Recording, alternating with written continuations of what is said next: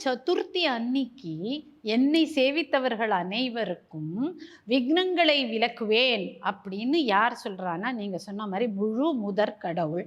ஏன் அவருக்கு முழு முதற் கடவுள் அப்படின்னு பேருன்னு பார்த்தீங்கன்னா, அவருடைய நீங்க அவரை சுத்தி ஒரு ஓம் போடுங்களேன், அந்த ஓம்குள்ள அவர் வந்து உட்கார்ந்துருவார்.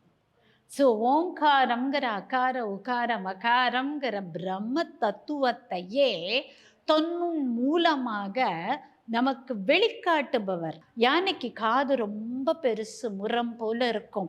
அது எதை நமக்கு உணர்த்துகிறதுனா, மற்றவர்களை சொல்வதை கேட்டுக்கொண்டு அதன்படி செயல்படு அப்படின்னு நமக்கு ஒரு ஆணையை பிறப்பிக்கிறார் பிள்ளையார். கண்கள் வந்து சின்னதா ஷார்ப்பா இருக்கும். அதாவது அந்த யானைக்கு கண்ணு ரொம்ப ஷார்ப். எங்க இருந்தாலும் தெரியும் அதுக்கு.